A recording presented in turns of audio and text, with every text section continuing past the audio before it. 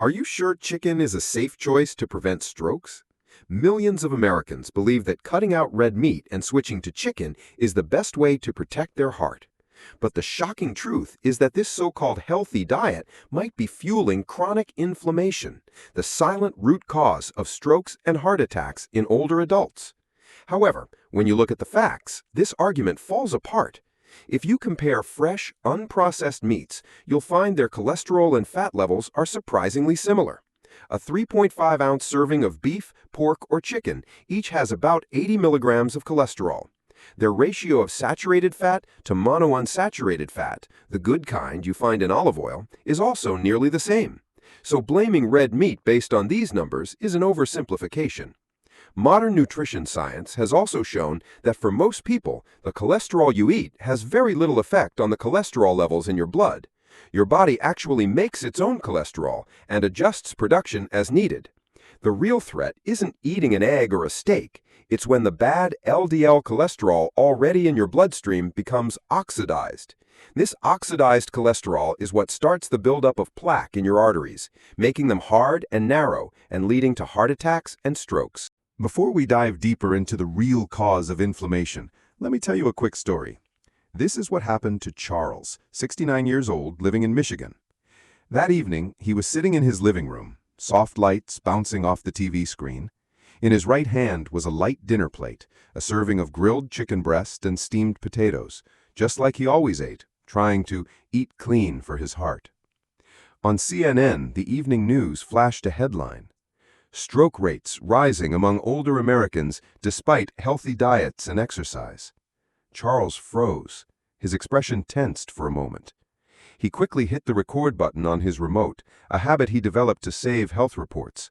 But this time he didn't just record it, he set the remote down and stared at the piece of chicken on his plate. "Why am I still tired, lightheaded, and sleeping poorly, even though I eat right?" he wondered. Lately he had numbness in his left fingers while sleeping. No chest pain, so he brushed it off as aging. But that news headline rattled him. Something felt off about everything he had believed to be healthy. This leads to the most important question. If it's not the cholesterol in meat, what in our modern diet is causing this dangerous inflammation and oxidation? The answer lies in a problem the food industry rarely mentions: a serious imbalance between omega-6 and omega-3 fatty acids. This is the real culprit behind the epidemic of heart disease. When you get a cut, your body has a short-term inflammatory response. The skin swells, turns red, and feels warm. This is a normal and necessary part of healing. However, chronic inflammation is a silent, long-term process that goes on for years inside your body. Think of it as a fire that's slowly smoldering inside your arteries, day and night. This slow burn gradually damages the delicate lining of your blood vessels, known as the endothelium.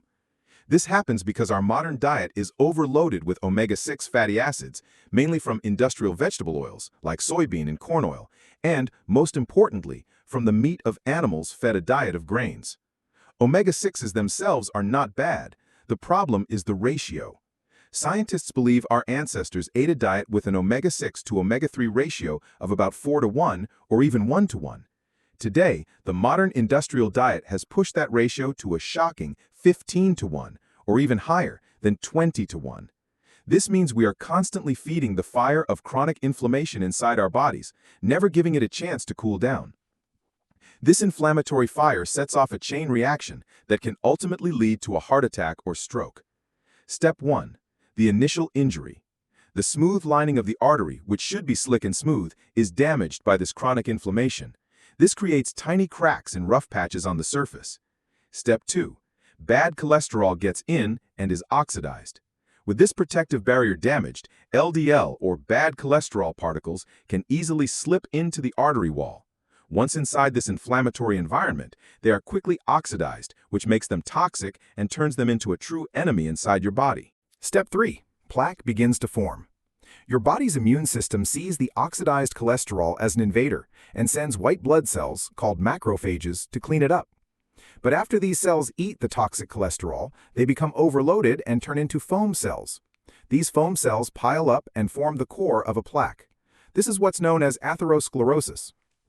Step 4. The plaque ruptures. Over time, this plaque can grow and become unstable. The constant inflammation weakens the cap covering it. If this cap breaks open, the fatty, toxic core spills out into your bloodstream. Step 5. A blood clot forms and causes a blockage.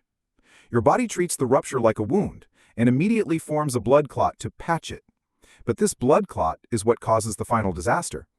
If the clot is big enough to block blood flow to the heart, it causes a heart attack.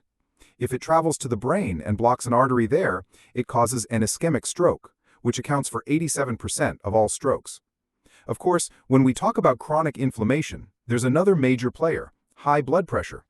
It is the #1 risk factor for stroke. But what is a primary driver of high blood pressure? It's the huge supply of sodium in our modern diet, which comes mainly from industrially processed meats. This creates a perfect storm of disease, where our food not only causes inflammation from the inside, but also creates pressure from the outside, working together to destroy your cardiovascular system. Beef has been at the center of the nutrition debate for decades. It has been wrongly blamed without any real distinction being made. The truth is, there are two completely different kinds of beef, and they have opposite effects on your heart health. First, there is grass-fed beef. As the name says, grass-fed cattle are raised on their natural diet: grass. Grass and other pasture plants are rich in omega-3 fatty acids. When a cow eats this food, those healthy fats are stored in its meat and fat. The result is an ideal fat profile. The ratio of omega-6 to omega-3 in grass-fed beef is between 2:1 and 4:1. This is an incredibly balanced ratio that doesn't cause inflammation. In fact, it can help your body manage inflammation better. On top of that, grass-fed beef also contains a significant amount of conjugated linoleic acid, another type of fat that has been shown to have anti-inflammatory and heart protective properties. When raised the way nature intended, beef isn't the enemy. On the contrary, it's a healthy source of protein and beneficial fats that helps build a strong, resilient cardiovascular system. Second, there is factory-farmed beef. Now, let's look at the kind of beef that makes up over 95% of what's sold in stores. This beef comes from cattle raised in concentrated animal feeding operations, or CAFOs, or what we call factory farms. These animals are kept in crowded spaces and are rapidly fattened up on a completely unnatural diet: grains, mostly corn and soy. Unlike grass, corn and soy are packed with omega-6 fatty acids and have very little omega-3. When a cow eats this kind of feed, the fat composition of its meat is changed dramatically. The omega-6 to omega-3 ratio skyrockets to between 15:1 and 20:1. Every bite of factory-farmed beef you eat is loading your body with inflammatory fuel. It directly promotes the chronic inflammation that creates the perfect environment for clogged arteries, which we discussed earlier. This is the kind of red meat that contributes to the heart disease epidemic. Third, let's talk about pork. Pork suffers the same fate as beef. The health difference between a pasture-raised pig and a factory-farmed pig is just as stark. Pasture-raised pigs are allowed to roam, root in the dirt, and eat a varied diet of plants, roots, and insects. This natural diet gives their meat a more balanced omega-6 to omega-3 ratio. Factory-farmed pigs, like cattle, are confined and fed cheap grains. Their meat, as a result, is also very high in omega-6s, making it another pro-inflammatory food. Next is chicken. For many people, this is the most shocking part. For years, chicken, especially chicken breast, has been praised as the ultimate health food, the top choice for diets and protecting your heart. The truth is the complete opposite. A chicken that lives as nature intended spends its days scratching for worms, eating insects, and pecking at grass. This natural diet provides it with diverse nutrients, giving its meat and eggs a much better fatty acid profile. However, the industrial chicken is the most efficient meat-producing machine, and it also creates one of the most inflammatory types of meat. These chickens are packed into tight cages and eat only one thing, day after day: industrial grain feed, rich in omega-6s. The result is a nutritional disaster. The omega-6 to omega-3 ratio in factory-farmed chicken can be as high as 20:1 or even worse. This ratio isn't just bad, it's one of the worst of all meats, in many cases even more inflammatory than factory-farmed beef. Eating industrial chicken breast every day, hoping to protect your heart, may be doing the exact opposite. You are consuming one of the most inflammatory meats on the market, directly contributing to the damage in your arteries. And finally, fish. Not all fish are created equal. Fish is often seen as the exception, the hero, because of its omega-3 content. This is true, but it's only half the story.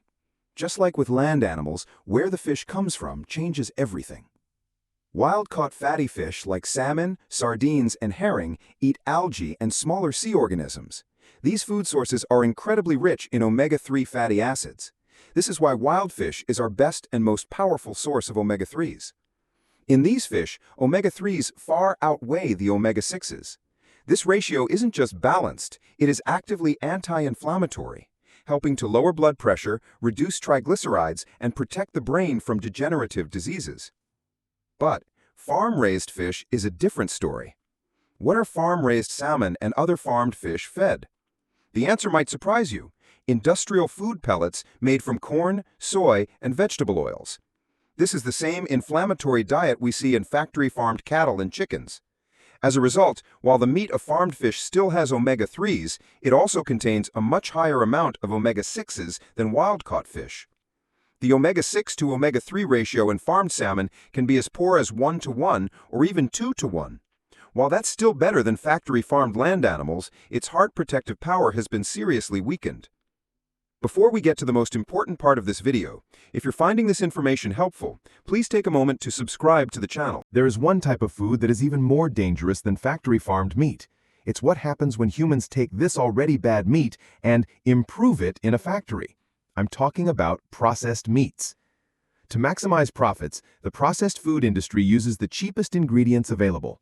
That means they start with meat from the factory farms we've already discussed. They begin with a product that is already an omega-6 time bomb, a powerful source of inflammation. Then, instead of making it better, the process only makes it worse by adding cheap industrial vegetable oils, which drives the omega-6 content even higher.